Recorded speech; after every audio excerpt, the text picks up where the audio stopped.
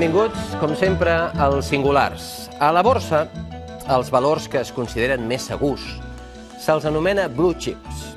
Aquesta expressió prové de les fitxes blaves dels casinos nord-americans que en el seu moment representaven els valors màxims.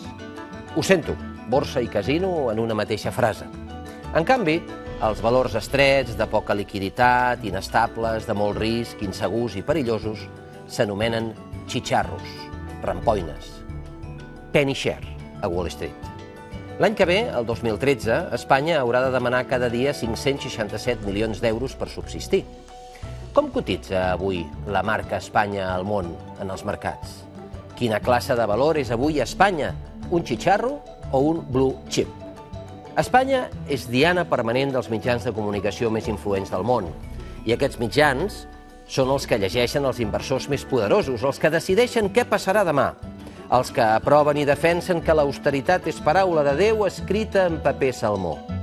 I ara, a més, per si els periodistes internacionals no en tenien prou amb la nul·la seriositat i responsabilitat dels mandataris espanyols, s'hi afegeix la possible secessió de Catalunya, la màquina productiva d'Espanya, com l'anomenen. Així és que, a l'espera del rescat d'Espanya i de Catalunya, hem volgut saber si el nostre país és viable econòmicament com a nou estat d'Europa. Però, mentre fèiem la recerca, ens hem trobat que aquesta pregunta no fa perdre ni un segon als centres financers internacionals. En canvi, sí que els preocupa una Espanya sense Catalunya, que pel ministre de Justícia espanyol seria com l'apocalipsi. Bé, en el supòsit que Catalunya pugui arribar a ser independent, quina moneda hauria de tenir per ser més competitiva, l'euro o la pesseta, la lliura catalana? Ja tenim les preguntes. Ara cal trobar la persona que les pugui respondre. En el nostre cas, sense voler menysprear altres economistes que també ho podrien fer molt bé, hem volgut que sigui una persona sense lligams sentimentals ni professionals amb Espanya ni amb Catalunya, tot i que la seva infantesa la va passar a Madrid. És Jonathan Tepper, l'analista econòmic de la City de Londres i col·laborador d'aquest programa que ja el 2009 va dir que els bancs espanyols no eren solvents. Benvingut una altra vegada als Singulars. Jonathan, gràcies per ser aquí. Per favor, m'acompanya, sisplau. Sí. Jonathan, aquest matí, de matinada, hi ha hagut una notícia del Fons Monetari Internacional, però, si em permet, començaré amb una altra, que és aquesta del xitxarro. Espanya avui, vostè que és de la City de Londres, és un xitxarro, una rampoina en català, un penny share a Wall Street o un blue chip? No, creo que es una mala comparación. Yo creo que es más bien como una compañía, un banco zombie. Es decir, esta frase se originó en el Japón después de la burbuja inmobiliaria en Japón, y era que los bancos seguían extendiendo crédito a compañías que tenían que estar en la quiebra. Entonces eran compañías que tenían que estar muertas, pero se les seguía dando dinero. En el caso de España vemos que todos los bancos españoles están captando una suma de dinero bestial del Banco Central Europeo. Entonces creo que describir los bancos o el país como un país o bancos zombies es mucho más apropiado. País zombie. España muerto viviente. Bueno, España, la situación ha mejorado un poco en cuanto a los bonos españoles, primariamente porque el Banco Central ha sugerido que van a comprar bonos españoles si hay un rescate. Entonces, por eso se han calmado un poco los inversores. Pero cuando dependes de la financiación de un Banco Central de esa manera, pues es como las compañías que dependen de los bancos para que les refinancien la deuda aun cuando no pueden pagarla. Al llarg del programa parlarem de la situació d'Espanya, parlarem de la viabilitat de Catalunya com a estat independent i parlarem de si, en cas que sigui un estat independent, ha de tenir l'euro o ha de tenir la moneda pròpia, no? Però, si em permet, com deia al principi, li plantejo el que avui hem sabut de l'últim informe del Fons Monetari Internacional, que per cert ha estat presentat per José Viñals, en què es diu que si no s'intervé ràpid, la prima de risc espanyola pot arribar als 750 punts i, a més, que la caiguda en el seu PIB pot ser del 3,2%. S'ho creu? Sí, podría pasar. Nosotros, mi compañía Verint Perception, no intentamos estimar si contracciones o crecimientos son de 1% o 2%. Nosotros nos preocupamos mucho más con la dirección del crecimiento, y es obvio que la dirección del crecimiento en España va a ser negativa y seguramente peor de lo que piensan los analistas. Entonces, no sé si será exactamente la cifra que han dicho, pero seguramente habrá contracción en España. Lo interesante es que el Fondo Monetario Internacional antes tenía previsiones de crecimiento para España, ahora no las tiene. También antes el Fondo Monetario Internacional decía que los bancos españoles eran de los mejores regulados del mundo, y obviamente no lo eran, como se ha visto. Entonces, creo que no se debería dar demasiada importancia a lo que escribe el Fondo Monetario Internacional. Hay muchos españoles en el Fondo Monetario Internacional, Viñals, por ejemplo, y como dije antes, no son personas deshonestas, pero dije que cada persona prefiere creer lo que prefiere ser cierto, y creo que hay muchos economistas que vienen del Banco de España que han preferido creer que no había problemas, que no pasa nada con los bancos y que el crecimiento iba a estar bien. Ahora vemos que cuando se confrontan con la realidad, pues tiene que cambiar su opinión y parecer. Un dia, Jonathan, no sé si amb vostè, però amb uns altres economistes parlarem del paper del senyor José Viñals en tota aquesta crisi, perquè tenim entès que hi ha economistes que han estat vetats. I aleshores potser que algun dia identifiquem els que veten, perquè suposo que tota aquesta gent va tenir un paper important quan deien que Espanya anava bé, no? Sí, bueno, tristemente la culpa en España de un mal gestionamiento de los bancos, bueno, el Banco Central, el Banco de España y del gobierno, pues hay muchísima culpa para repartir. A mí todavía me parece absurdo que no hayan rodado cabezas con todo lo de las preferentes. No han hecho su trabajo el Banco de España o el Comisión Nacional de Mercado de Valores, y obviamente personas como Viñals, también el antiguo jefe del Banco de España, Francisco Fernández Ordóñez, perdóname, Ordóñez, me equivoqué de nombre. Pues son personas que obviamente no hicieron su trabajo bien en su día, y ahora pues todos estamos pagando. Pero Jonathan, usted sabe que España es un país singular. Un abogado del Estado dice que el día que Cataluña llegue a votar, si sí o no a la independencia, pues lo que tiene que hacer la Guardia Civil es entrar en los colegios electorales y retirar las urnas. ¿Usted se imagina una foto como esta en Inglaterra? Bueno, creo que... Y no quiero que hable de política. No quiero hablar de política. Puedo decir que si esto pasara, se dispararía por completo la prima de riesgo. Si España tuviera su propia peseta, pues caería en picado. Y solo puedo dejar en mente de los espectadores y del gobierno que la última vez que pasó esto fue en Yugoslavia, y tuvieron hiperinflación y un desastre y un colapso económico. Pero entonces espero que piensen bien antes de empezar a Washington. Exacte. Jonathan, jo el vaig trucar a vostè i li vaig fer aquesta pregunta, i diré exactament, i permetin que digui què em va dir, encara que no li he demanat permís per dir-ho, d'acord? Jo li vaig dir, Jonathan, és viable Catalunya econòmicament? I vostè em va contestar això.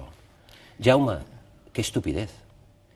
Bueno, nosotros en Verint Perception intentamos trabajar según la navaja de Occam, es decir, que la hipótesis más simple suele ser la mejor.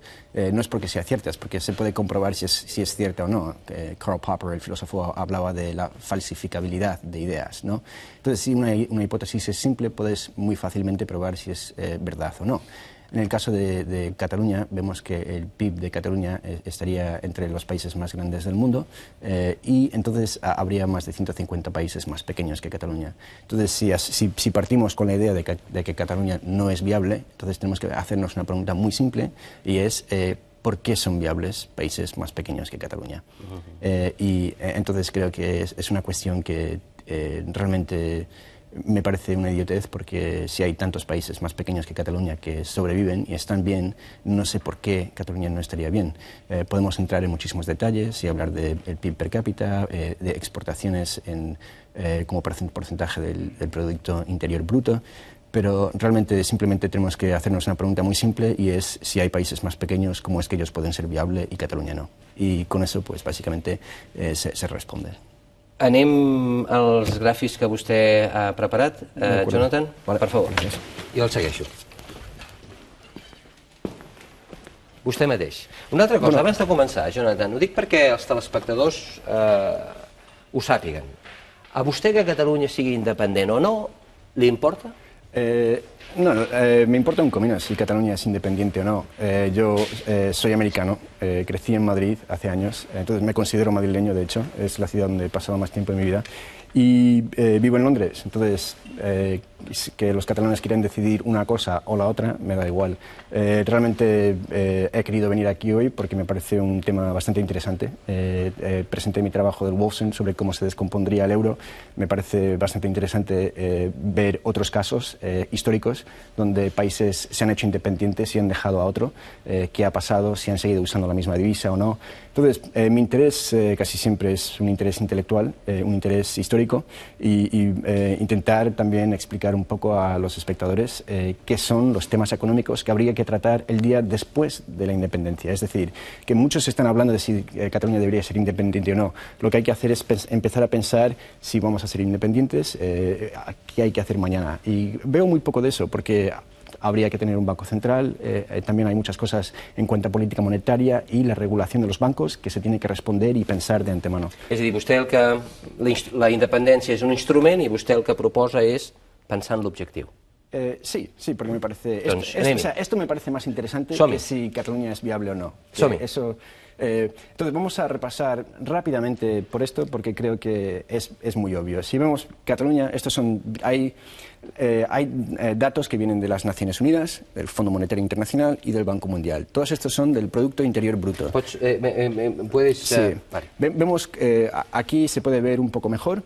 Y la verdad es que, entonces, una pregunta simple es por qué estaría Cataluña en distintas posiciones, dependiendo de cuál sea. Es porque el Producto Interior Bruto se calcula de una manera distinta y hay ajustes. Pero en general vemos que està entre los 30. Jonathan, és que si ens posem així, dones l'esquena als telespectadors. Perdona, Perdona.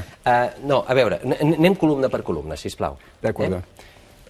Estos son datos que vienen de las Naciones Unidas, son datos que vienen del Fondo Monetario Internacional y son datos que vienen del Banco Mundial.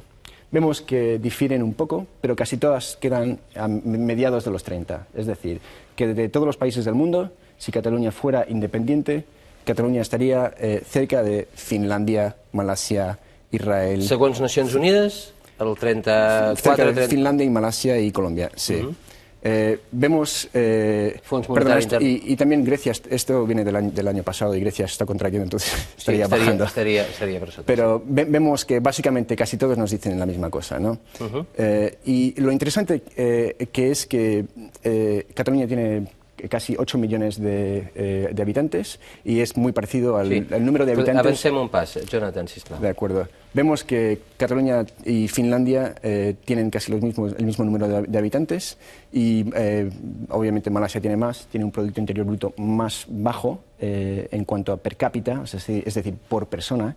Pero básicamente vemos que algunos de estos países son muy ricos, como Finlandia, y otros menos ricos, pero todos estos países son viables y aún hay que preguntarse si Portugal es viable, dado que son menos ricos que Cataluña, no tan solo en el Producto Interior Bruto en total, però també per càpita. Sí, aleshores, clar, d'aquí ve la resposta aquella que vostè ha dit, no?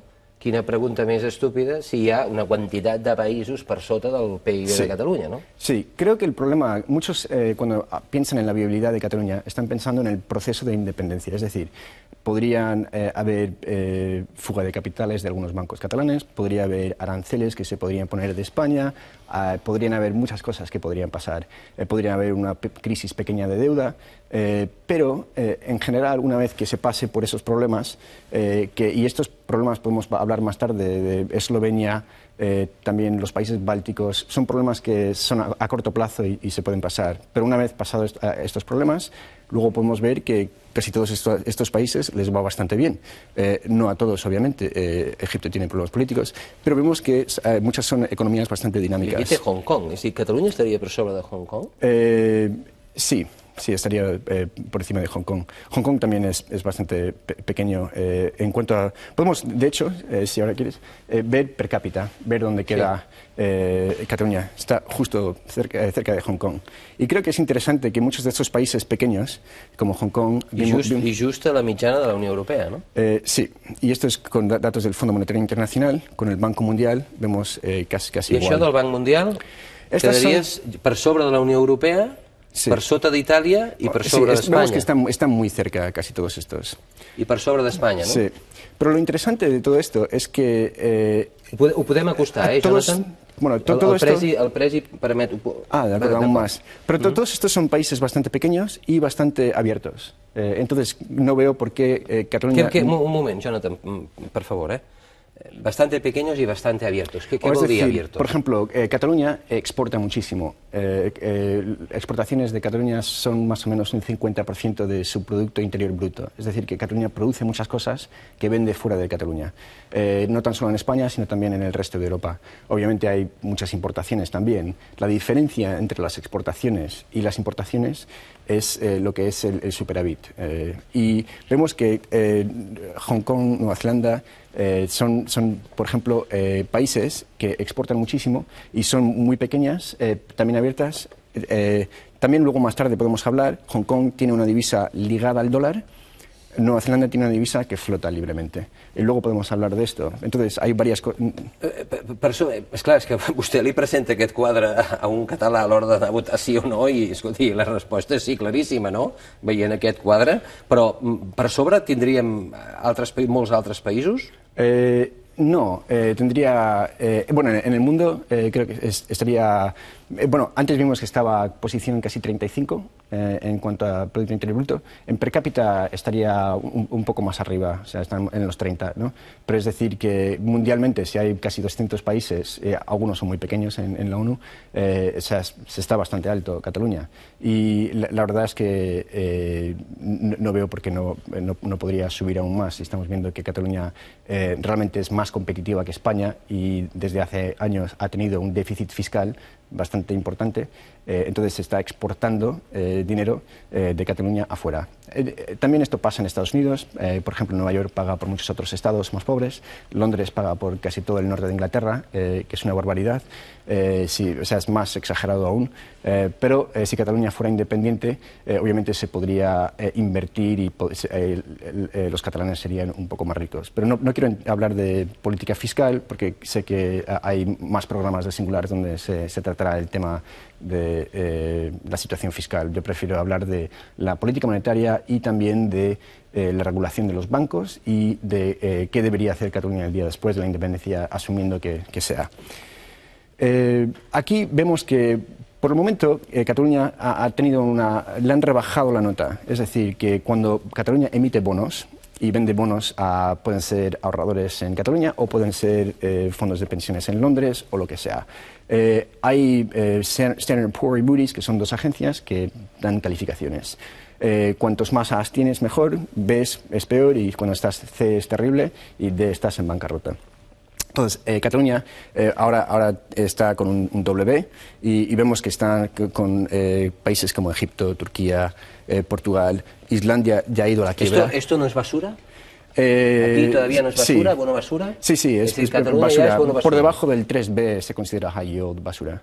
Y no es decir que sean basura, porque muchos de esos países, de hecho, tienen crecimiento mucho más alto que los países que tienen el AAA. Pero es decir que es su habilidad de repagar la deuda. Y en algunos casos es porque hay alta inflación y la deuda se emite en la divisa propia, o porque han tenido históricamente problemas de repagar la deuda. Por ejemplo, Islandia, Egipto tienen problemas y ahora está con el Fondo Monetario Internacional.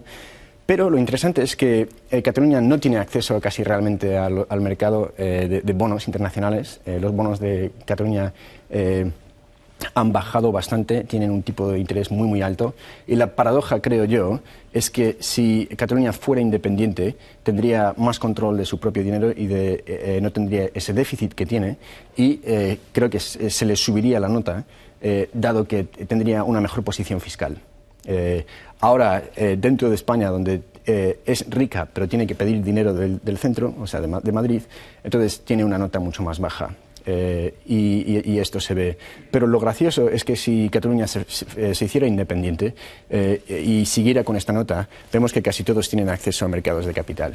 Entonces creo que si Cataluña tuviera control de su propio presupuesto, realmente tendría el mismo acceso a mercados capitales que tienen la mayoría de estos países.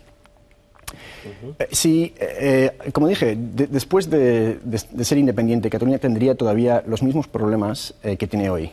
Es decir, si sigue en el euro, tendría los problemas que tiene España. Esto lo presenté hace 2 años, hablando de por qué la crisis en España iba a seguir mal.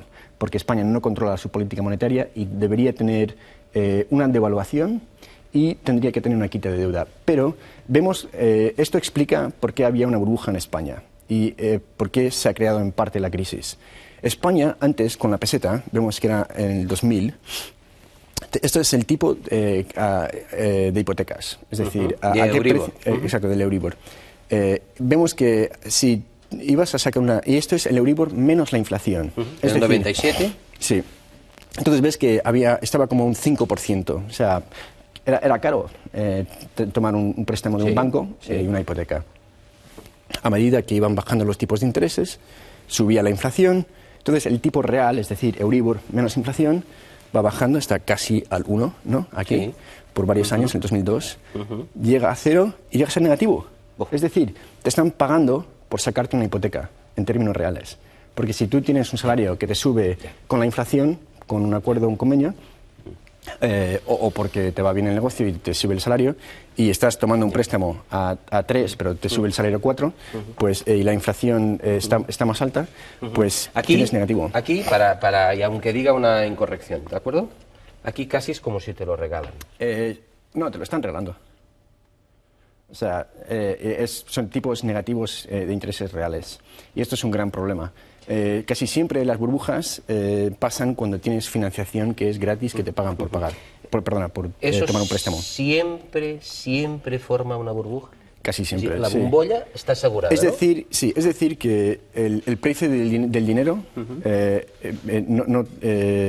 no es correcto, ¿no? Porque un tipo de interés debería tener un valor real, nominal, ¿no? Es decir, que debería ser más alto que 0. O sea, es cosa de locos que yo te pague para que yo te preste, ¿no? O sea, tú deberías pagarme a mí si yo te doy un préstamo. I jo te pague per... D'acord, aleshores, Jonathan, a veure, vostè ve aquí, ens ensenya això, i diu, això històricament produeix una bombolla. I ja sabem que quan es produeixen bombolles les conseqüències de després poden ser terribles. Sí. Ara, contesti'm, sisplau. Per què la legió d'economistes, polítics, mandataris, etc., Banc d'Espanya, no ho van aturar? Bueno, creo que hay un libro que se ha hecho bastante conocido últimamente, que es de Ken Rogoff y se llama This Time It's Different. Esta vez es distinto. Y creo que, como dicen, son las palabras más peligrosas del lenguaje inglés. Y es pensar que esta vez es distinto, ¿no? Había varias teorías, que los asiáticos estaban ahorrando mucho dinero y por eso estaban cayendo los tipos de intereses y la prima de riesgo en Estados Unidos y en Europa. Entonces, habían teorías que la gente creía. Ben Bernanke, el jefe de la Reserva Federal, de hecho creía eso, de que había un exceso de ahorros en Asia, que estaba bajando los tipos en el mundo desarrollado.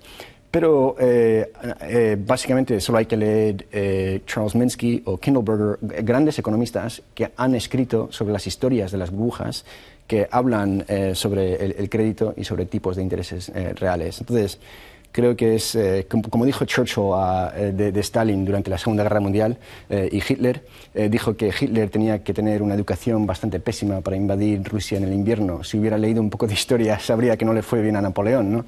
Entonces, yo a veces con los economistas realmente flipo porque tienen sus modelos que son tan complicados, pero lo único que hace falta es leer un poco de historia y ver que han pasado en varias décadas y vemos que casi nunca acaba bien cuando tienes tipos de intereses reales negativos. O preocuparse más por el país y no por sus intereses. Sí. No hace falta leer historia. No, bueno, creo que muchos se preocupan por muchas cosas, pero creo que siempre se está mejor viendo un poco de la historia. Y de hecho, viendo si Cataluña quiere ser independiente o no, lo que habría que hacer es ver qué han pasado con los países bálticos, qué ha pasado con Eslovenia y con otros países. De acuerdo. De acuerdo. Entonces, si España sigue dentro si Cataluña sigue dentro de euro, al igual que España, entonces tiene los mismos problemas que tenía antes. Pots entrar dins, Vamos a ver, por ejemplo, dos países muy similares, Singapur y Hong Kong. Son casi islas en Asia, exportan muchísimo, tienen un nivel de crecimiento bastante alto. La diferencia es que Singapur tiene una divisa que flota. Entonces, hay el dólar de Singapur y el dólar de Hong Kong. El dólar de Hong Kong, en cambio, está ligado al dólar, es decir, que no se mueve, que siempre es la misma tasa de cambio. Vemos que en el 97 hubo la crisis asiática en Asia. Entonces, hubo un bajón bastante grande. Esto vemos que es muy grande la medida. Entonces, parece pequeño aquí, pero fue un bajón enorme económico en el 97 en Asia. Y luego hubo la crisis rusa en el 98. Entonces, vemos que va bajando la economía. En Singapur baja bastante, un poco más que en Hong Kong, pero luego empieza a subir mucho más. Hong Kong, en cambio, al tener la divisa ligada al dólar, no controlaba su propia política monetaria y debería de haber tenido la divisa para poder hacer un ajuste. En cambio, vemos que Hong Kong sigue básicamente... y también tuvieron una burbuja inmobiliaria. ¿Por qué? Porque ellos estaban ligados al dólar, deberían de haber tenido tipos más altos de interés y no lo tuvieron. Tuvieron una burbuja inmobiliaria y bajaron los precios de la vivienda en Hong Kong por varios años y luego empezó a crecer otra vez. Singapur, en cambio, ha crecido más. Personalmente, yo prefiero que un país pequeño y abierto tenga una divisa propia para poder regular un poco los ajustes económicos, como hemos visto con Singapur contra Hong Kong. En cambio, España dentro del euro y Cataluña dentro del euro serían más como Hong Kong, teniendo que hacer ajustes reales. Es decir, en Hong Kong hubo deflación. Tuvieron que bajar los salarios y los precios para poder tener un ajuste, dado que no podía caer la divisa y tener una devaluación nominal. Però vostè parla a nivell de política monetària, d'acord? Sí. No parla de qüestions socials. No, jo li dic, Jonathan, perquè la efervescència en aquests moments que hi ha a Catalunya pel que fa a la independència no és només per qüestions identitàries, sinó perquè és la mateixa crisi que també ha portat gent al carrer cridant la independència, no?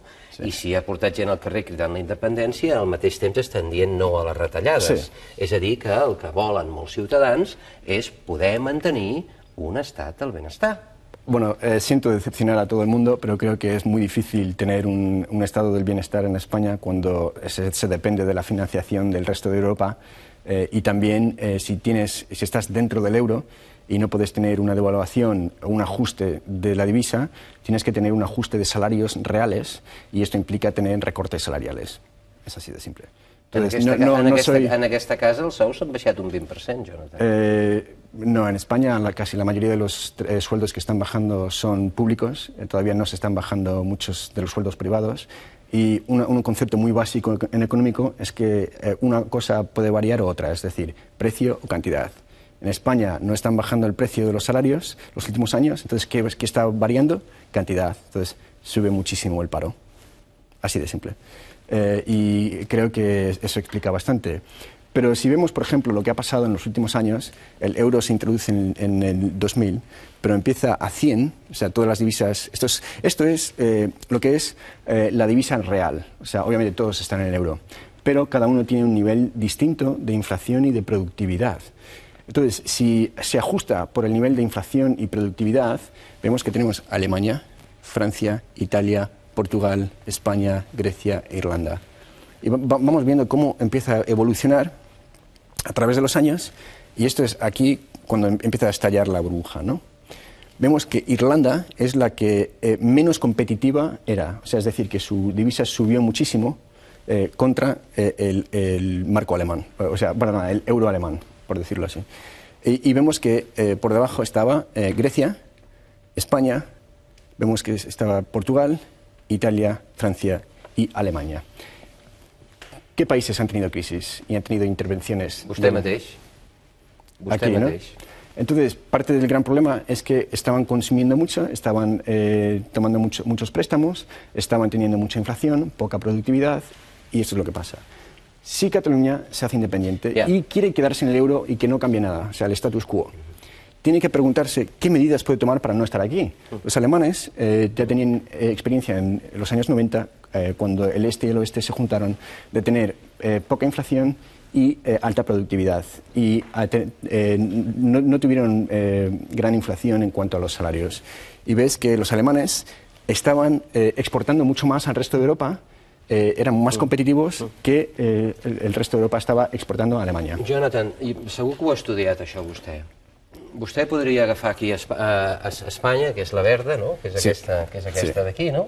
Sí. Vostè podria agafar això i dir, bé, doncs aquesta gent que patien un endarreriment, doncs van començar a invertir en estructures productives perquè el país, per dotar el país, veritablement, ser competitiu, poder mantenir un estat del benestar, no? Però això no s'ha fet, Jonathan, a Espanya. A Espanya s'ha fet una política d'infraestructures que no és econòmica, és ideològica.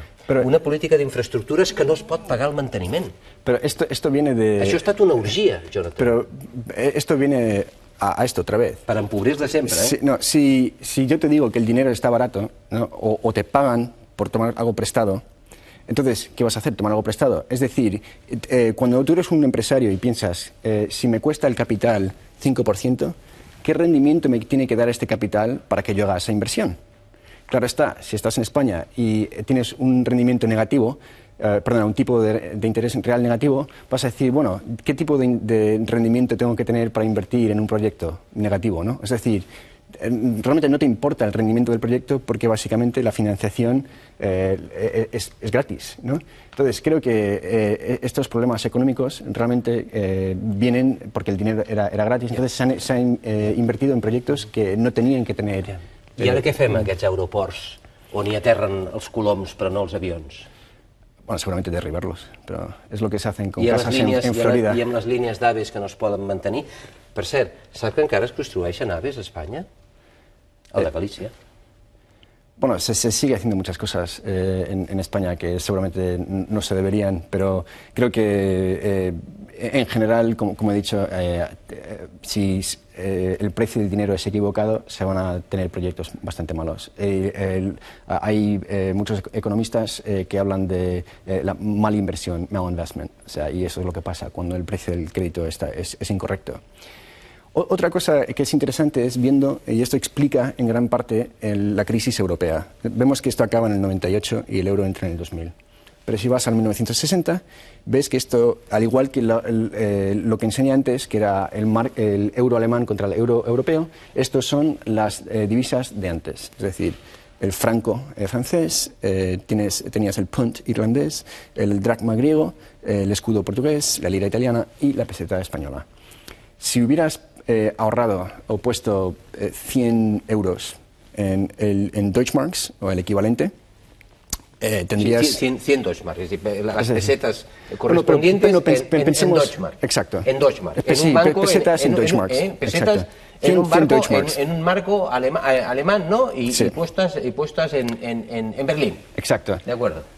Todavía tendrías en valores reales, es decir, después de la inflación y de devaluaciones, todavía tendrías esos 100 y comparado con si hubieras tenido una peseta, que ya tendría inflación, devaluaciones contra el Deutschmark y habrías perdido un 80% de tu valor. El franco estaba un poco mejor, habrías perdido un 70% del valor del franco en esos casi 40 años. El peor obviamente es Grecia, el dracma habrías perdido un 98% de tu valor del dracma contra el Deutschmark. Entonces, ¿por qué pasa esto? Esto pasa porque la inflación en Alemania era muy baja, o sea, en los últimos 50 años... Su obsesión, sí. Sí, en los últimos 50 años los países con menor nivel de inflación han sido Alemania, Suiza y Estados Unidos. Y luego obviamente ves inflación mucho más alta, sobre todo en la periferia, luego ya ni siquiera vamos a entrar en países emergentes que algunos han tenido hiperinflaciones. Entonces, mucha gente dice que si devalúas una divisa te haces más competitivo. Entonces tenemos que preguntarnos, ¿son los griegos 98% más competitivos que los alemanes? Y la verdad es que no. Y la razón es porque si tienes una inflación alta y que está por encima de tu productividad, no vas a poder hacerte competitivo, ¿no? Entonces, los salarios, la inflación subía un 10%, los salarios subían un 10%. Y entonces, había esta cadena donde lo que son los costes de la labor, o sea, seguien muy poco competitivos. És a dir, Jonathan, jo veig per on va. Vostè el que vol proposar que en la nova Catalunya, o en la Catalunya independent, si algun dia l'arribem a veure, que els salaris no estiguin lligats a la inflació. Bueno, creo que sería mejor, ¿no? Creo que estaría mejor que estén ligados a la productividad. Y obviamente yo estoy en contra de la inflación, ¿no? Y creo que tiene que haber un elemento de que los salarios tienen que seguir la inflación, pero creo que estar estrictamente ligados por ley a la inflación, que es lo que han pasado muchas veces y a través de grandes convenios, pasa esto. Y creo que entonces si Cataluña quiere quedarse en el euro, donde no puede ajustar la divisa, tiene que tener un modelo productivo y una manera de trabajar distinta. Es muy difícil porque todos quieren subirse el salario pero no quieren bajarlo. Y si requiere bajar los salarios en Europa porque hay demasiada inflación, ¿no? Y poca productividad, pues es lo que hay que hacer. Entonces, o una devaluación interna si se quedan en el euro, o habría que tener una devaluación si hay una pesetas catalana, si estás donde está España ahora. ¿Pero más devaluación interna todavía más? Bueno, aquí está España, ¿no? O sea, no han bajado. Estás hablando del sector público. Pero yo creo que en muchos casos países han dejado otra divisa, otro país, y han tenido su propia divisa. En algunos casos, por ejemplo, con los países bálticos, fue porque Rusia y el rublo tenían hiperinflación y tenían una inflación muy alta. Entonces decían, no queremos el rublo, queremos tener nuestra propia divisa que esté ligado al dólar o al Deutschmark, al marco alemán, y se les bajó muchísimo la inflación. En Eslovenia también pasó. Yugoslavia tenía una inflación alta y los eslovenos declararon su independencia y adoptaron el dólar esloveno. Y se les bajó muchísimo la inflación. Luego los eslovenos, al igual que los bálticos, ligaron su nueva divisa al euro y ahora los eslovenos son parte del euro. Jonathan, ¿parlem d'Espanya? De acuerdo. Bueno, antes, si nos saltamos vamos a el último en cuanto a divisas y luego volvemos a España. De acuerdo. Me han preguntado varias veces qué pasaría si Cataluña fuera expulsada de la Unión Europea, es decir, se hace independiente, no puede seguir en la Unión Europea, ¿qué pasaría con la divisa? De hecho, en muchos países del mundo hay lo que se llama la dolarización, es decir, que son países pequeños en general que aquí hay países que solo usan el dólar, es decir, por ejemplo, Panamá no tiene su propia divisa, usan el dólar. Ecuador también, vemos, o sea, no son países tan pequeños que han decidido usar dólares en vez de tener divisa propia. También hay otros países, por ejemplo, el Vietnam, y Haití, y Zimbabue, y Liberia, y aún el Líbano, donde tienen el dólar que circula en paralelo a divisas domésticas. Pero, en general, si vas, por ejemplo, a Vietnam o Camboya, la gente prefiere tener dólares a tener divisa local. Y, obviamente, Camboya no es un estado de Estados Unidos, ¿no? O sea, están en otra parte del mundo independientes. En Europa también vemos que hay países pequeños que usan el euro sin estar en la Unión Europea y sin ser miembros del Banco Central Europeo. Entonces, aún en el peor de los casos de que echaran a Cataluña de la Unión Europea al hacerse independiente por cualquier razón, no hay razón por la que todos los euros que tengan los catalanes no se puedan usar de exactamente la misma manera y no habría nada que podría hacer el Banco Central Europeo para pararlo. ¿No? O sea, la Reserva Federal no suele pensar en si los uruguayos están contentos o los ecuatorianos con la política monetaria americana. Simplemente la tienen y ellos usan el dólar. Lo mismo pasa en estos países. Suelen ser más pequeños, obviamente, en Europa. Pero no es el fin del mundo y hay muchos países que obviamente no tienen control de su política monetaria, pero yo diría que a este nivel España tampoco tiene control de su política monetaria. Casi el único que tiene influencia en Europa son los alemanes y el Bundesbank. Pero vemos que últimamente los países de la periferia y Francia se han juntado para ir en contra del Bundesbank para hacer que se compren bonos periféricos. Vostè ha parlat de la Catalunya independent del demà, d'acord?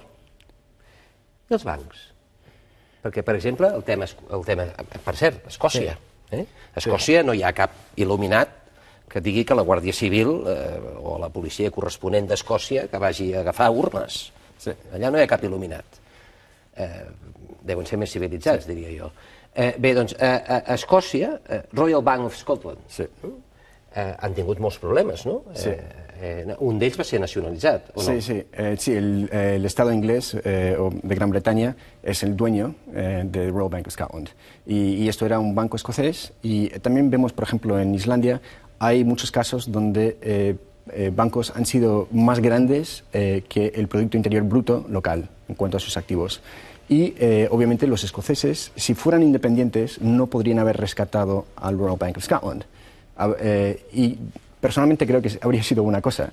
Y en Islandia no tenían los recursos para rescatar a sus bancos y no lo hicieron. Entonces asumieron las pérdidas los accionistas, los bonistas y los que tenían preferentes.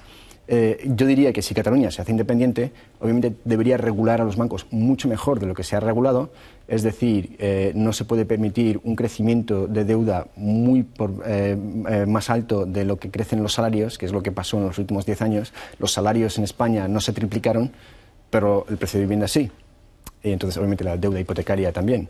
Y creo que si Cataluña se hace independiente y tiene estos desajustes monetarios, tiene que controlar y regular mejor a los bancos y creo que debería ser como Islandia en el caso de que haya un banco grande catalán que vaya a la quiebra. Es decir, que no paguen los accionistas porque no pueden, al ser más pequeño el país y tener menos recursos, pero tampoco debería, porque creo que sería injusto y en un sistema capitalista los que deberían perder son los que han puesto capital, es decir, los accionistas y los bonistas. Entonces creo que tendría que cambiar bastante la regulación de los bancos si Cataluña fuera independiente y no sería mala cosa. Bueno, usted porque vostè és una persona honesta i parla d'un capitalisme que no existeix. Bueno, parla d'un capitalisme que no existeix, perquè aquí dels bancs no n'hi ha cap que sigui més pobre avui que ahir. No, es cierto, en Estados Unidos hablan del too big to fail, demasiado grande como para ir a la quiebra, y tristemente los bancos hoy son más grandes de lo que eran antes. Es decir, deberían ser más pequeños y que haya más competencia y que ninguno sea tan grande como para que todo el sistema se venga abajo, y todo lo contrario ha sucedido. Es decir, bancos son más grandes, aún en Inglaterra, por ejemplo, muchos de los pequeños desaparecieron, los compró Santander, y hemos visto que se han fusionado bancos en vez de romperlos. Entonces creo que hay muy pocas cosas que se han hecho bien. I per què ho permeten això els mandataris? Bueno, en Estados Unidos en los años 80 hubo una crisis que se llamaba el Savings and Loan Crisis, es decir, que había miles de bancos pequeños, regionales, que estaban concediendo préstamos que fueron mal, ¿no? Y de allí había mucho fraude también. Entonces hubo 1000 personas que fueron a la cárcel. Estos son gente con traje, banqueros. En esta última crisis en Estados Unidos han ido menos de una media docena a la cárcel, a pesar de todo el fraude que ha habido. La gente me pregunta... Media docena en Estados Unidos, aquí... Sí. Aquí bueno, ninguno. La gente me pregunta por qué. Yo honestamente creo que es porque casi toda la clase política estaba involucrada. Por ejemplo, Countrywide en Estados Unidos estaba dando hipotecas a la mayoría de los congresistas. Entonces creo que nadie quiere hurgar demasiado porque temen lo que vayan a encontrar. Pero tristemente eso es como está. Pero sí, podemos hablar de... España and the future. De acuerdo. La gente me pregunta qué va a pasar en el futuro en España. Yo quiero ser optimista, no soy pesimista, no soy optimista tampoco. Siempre me atengo a los datos. Intentamos ser agnósticos y decir, si los datos nos dicen una cosa, somos optimistas, si nos dicen otra cosa, somos pesimistas. Si en el 2003 o 2004 me hubieras preguntado cómo va a ir la economía española, te habría dicho bastante bien. El indicador avanzado de la OCDE, que es una organización internacional de mucho respeto, estaba muy positivo. Però fixis, Jonathan, fixis. Aquí se estaban cometiendo las fechorías que nos han llevado allí. Bueno, esto no es un gráfico cualitativo. O sea, ya, pero se estaban cometiendo las fechorías. Sí. Las fechorías se estaban cometiendo aquí. Lo que yo diría, la mayoría, aún de economistas, no entienden esto, y lo voy a explicar muy sencillamente porque creo que es muy importante. En la economía, para entender, hablamos antes de la navaja de Occam, es de hacer que todo sea simple. La economía se puede simplificar bastante, es decir, hay algunas cosas, datos económicos que nos explican sobre ayer, de cómo fue la economía el año pasado o hace 6 meses. El empleo y la inflación son dos cosas que nos explican el ayer. Es decir, si tú tienes una fábrica, no vas a contratar a un trabajador hasta que estés seguro de que ya ha empezado a crecer la economía, ¿no? Porque no quieres contratar a alguien para que en un mes caiga otra vez. También no vas a despedir a un trabajador simplemente porque caiga un poco la demanda y la gente no compre tus productos. Vas a decir, tal vez sea algo momentáneo, entonces no quieres despedir. Entonces, el paro suele subir muchísimo una vez que la recesión ya ha empezado y después de un buen rato. La inflación es igual. Si tienes un supermercado no vas a estar subiendo o bajando los precios cada 2 por 3, vas a esperar para decir si ya han subido los precios, si estoy seguro y lo subes. Entonces la inflación casi siempre está más alta dentro de la recesión y también está a su punto más bajo una vez que empieza a crecer la economía, porque nos dice sobre el ayer y no sobre hoy. La producción industrial y las ventas de supermercados nos dicen sobre hoy. Si tengo dinero hoy, pues compro hoy. Si la economía va bien, produzco cosas en mis fábricas. Entonces, los indicadores como inflación y empleo nos dicen sobre ayer, producción industrial y ventas nos dicen sobre hoy. Esto es un indicador avanzado que nos dice sobre el mañana. Es decir, que hay cosas que nos dicen cómo va a ir la economía. Que también fallan. Esto no suele fallar en general y a mí me sorprende porque la mayoría de economistas no miran más a los indicadores avanzados. Históricamente, por ejemplo, ventas de casas te dicen, o cuando empiezan a construir una casa te dice cómo va a ir la economía. Porque empiezas a construir, luego una familia tiene que comprar muebles, entonces sabes que hay al menos unos 12 meses donde va a haber actividad industrial y luego tiene un efecto multiplicador en la economía total, que es lo que se vio en España. También tienes, por ejemplo, el mercado de bonos. Te puede dar señales a través de dónde está el bono de 2 a 10 años. Esto nos dice dónde va a estar la economía española dentro de 6 meses. Es decir, si va a estar contrayéndose o no. Y a mí, yo no puedo ser optimista, dado que casi todos los indicadores avanzados en España siguen contrayéndose. Jonathan, Espanya deu més de 900.000 milions d'euros. ¿Es poden pagar? Todo depende. Creo que en valores reales, no. O sea, la mayoría de la deuda, si no puedes pagar una deuda, o no lo pagas en términos reales, es decir, hay una quita o una quiebra, o si no, lo que hace un banco central es imprime dinero y se paga con euros o pesetas devaluadas. Creo que lo que va a hacer el Banco Central Europeo es imprimir dinero y ayudar a los países periféricos a comprar su dinero, y creo que lo que pasará es que tendremos más inflación y tendremos el euro que bajará. Entonces, en términos reales, esa deuda no se va a pagar. Si será a través de quitas o a través de una devaluación del valor del euro, creo que seguramente será a través del valor del euro. Tendremos al Banco Central Europeo comprando y monetizando bonos de la periferia. Última pregunta abans de parlar de Polònia, no del país. ¿Per qué no demana Rajoy el rescat? Bueno, no lo puedo saber, por cierto, porque no le conozco ni tampoco a sus consejeros, pero intuyo y creo, y lo que se piensa en los mercados, es que los alemanes y los países nórdicos, bueno, Finlandia, por ejemplo, no quieren que haya un rescate sin tener condiciones mucho más severas y austeras.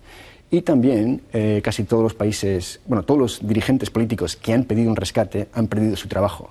Entonces imagino que focaliza bastante la mente no querer perder el trabajo, que és el que ha passat en els altres països on han tingut que ser intervenidos. Jonathan, gràcies una altra vegada per haver vingut al programa Singulars. Vostè sap que a TV3 hi ha un dels seus millors programes, és Polònia, és un programa de sàtira i ens deixa a tots retratats, o molt ben retratats. A vostè el van retratar l'altre dia. Es vol veure? D'acord. És aquest. Listen, jo m'he llevat molt d'hora aquest matí per agafar un avió i venir cap aquí i thanks God que he arribat perquè era de Ryanair. Així que, si li Què li sembla, Está bien, parezco un poco viejo y espero no tener un acento cuando hablo español, pero No. me encantaría escribir un libro así. Bé, Jonathan, gràcies de veritat per haver vingut al programa Singulars. Bueno, gràcies. I a vostès, com sempre, també gràcies per la seva atenció.